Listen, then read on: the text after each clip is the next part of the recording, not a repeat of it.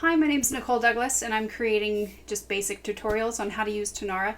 In the last set of videos, I talked about how to create one assignment and one student and one assignment, and then I went into details about how to look at student statistics and different things that are available for drilling it down by student or by group. In this video, we're going to be talking about how to use some of those extra features, extra studio features along the left-hand side of the desktop version. Remember, there is an app version. These set of videos is going over the desktop version. So in the last video, I went through all of the details about how to use all of these features that are within one student or in talking about groups. I want to show you what you can do with these other areas here. In the My Calendar section, you will see this week, or you can set it up to view it by the day or an agenda style or the month. You can click on this button to get to just today. So you'll see that I don't have very much in here because this is an account that I was showing you how to create. So it's a brand new account, and all I have here is my sample student that I created. So if I click right here on the student, I will see information about this student. So let's say she ended up coming early to her lesson. So she came at 2:30 instead of 3:14. So I could come to the calendar and click 2 and then change it to 30 and PM. And then I could come down here and click update, and it would change the time on here.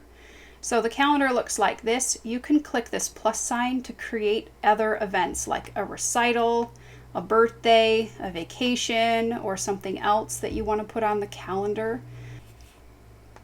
When we go to Activity Dashboard, you will see a list of your students and the practice time that they have completed for today. Then the assignments that they have. So we created one assignment for Sally Smith, and it shows that she has not completed it yet. These things are clickable. If you click here on Sally, from the activity dashboard, it will take you to the screen that we already were at before. So I'm going to go back to the activity dashboard, and I'm going to click on under today's practice time. These are the kind of statistics you will see. Previous week practice, average practice, current week average practice, how much they practiced by the day, and this would be listed for the past 7 days, and how much time they practiced this week, so for the last 7 days. So we look at that and we scroll back up and we can click back to the activity dashboard. Then when we click here under assignment status, you'll see a drilling down of information for each individual assignment.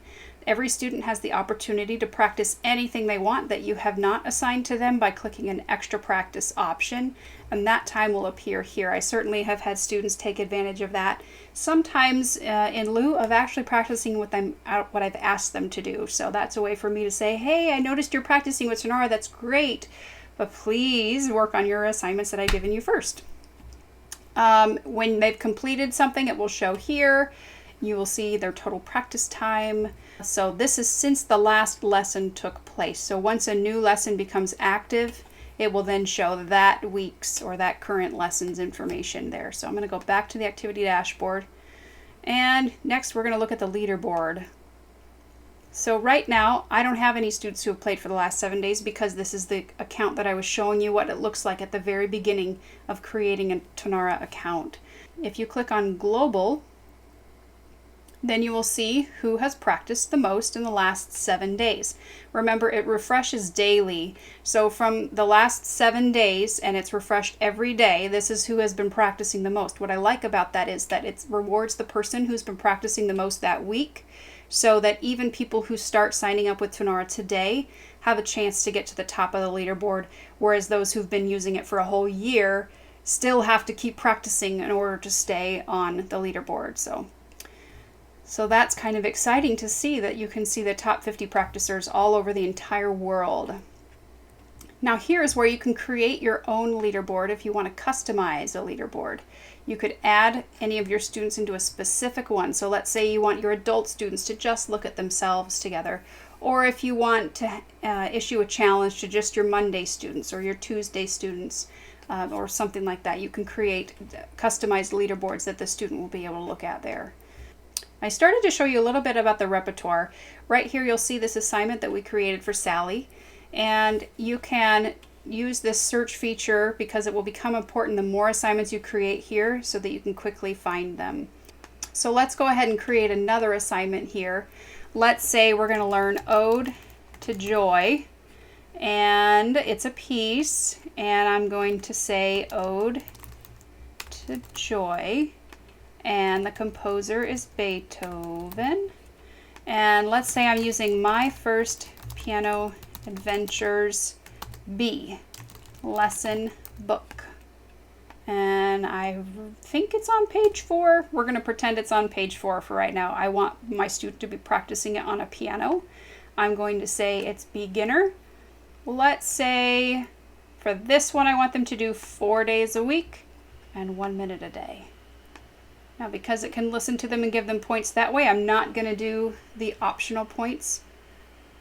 Now, this is what I think is cool, is I can click on attachment. So I'm going to click on my computer, and they're in my desktop, and I'm going to scroll down to piano teaching MP3 files. And we're going to go down to Nancy and Randall Faber Adventures Book B, and we're going to click Ode to Joy. And we're going to click open, and it will take a little bit. The bigger the file, the longer it takes to upload. So it looks like nothing is happening right now, but it is. You just have to be patient. Sometimes it can take like 30 seconds or longer, especially if it's a video. So while that's going, see, there it is. While that's going, we can still type in instructions. So what I'm going to say here is, remember to click on the play button for the audio track, and then click on Start Practice right away so you can earn points while playing along with the track. Okay, so we're going to create this assignment here. And now my new assignment shows up here. So this one I've created within the repertoire section, so it's not currently assigned to a student. So I'm going to click here because I want to send it to Sally. So this is the share button here. And I'm going to click Sally, and then I'm going to assign it to her active lesson. And it's done. Assignments have been assigned. If it's been more than a day or so since you've sent that student an assignment, when you send them a new one from the repertoire section, it will notify them. So it'll say right here that they have new assignments. Now, I already sent her a new assignment, and so that's why it says that at 3:24, and it's now 3:45, so my time anyway. Okay, so she's got 2 assignments in there now, and these 2 are saved right here in the repertoire for me to find later. When you click the search feature, it searches phrases. So you need to make sure whatever you type is the phrase from start to finish. It's not individual words. So if I wanted to search things that are part of my first book, then I could type in my first. But if I typed in first my, nothing will show up. So it's important to understand how to use that search. You could also type in the name of the book or the composer or the instrument and drill down that way. For instance, if I clicked piano here and cleared that out, you'd see everything that's piano, but I've only got piano stuff in here right now. So when I click on this, let's say I want to copy this assignment and turn it into the next page's assignment. So let's say duplicate, and off the top of my head, I don't remember what comes next. I know it's Gallop Pony is before that, so let's just do that. So I'm going to type Gallop Pony piece. I can just take this right here, copy, paste. That's not by Beethoven, that's by Faber. And that'll be page 2. Let's pretend it's page 2. And down here we're going to keep all that the same. I want to change this out. I'm going to click attach my computer, and it remembers the file folder that I was already in. So all I have to do is click on that, open up. And again, it takes sometimes, 15, 30 seconds to attach. The bigger the file, the longer it takes, but it is working even though it looks like nothing is happening. I can leave the instructions the same because I left them generic, and I can click Add Assignment. And there it is. So let's save this one and send it to Sally as well. Okay. All right, so that's how the repertoire feature works. When you click on My Media, you will start to see things that have been populated in here that you've saved to your My Media folder. You can sort these files into folders. This is the button where you can upload. So let's click upload, and let's say I want to put everything from that book into my repertoire. And let's see how long this takes. Open, and it's going to ask me if I want to change any of the titles for all of these 48.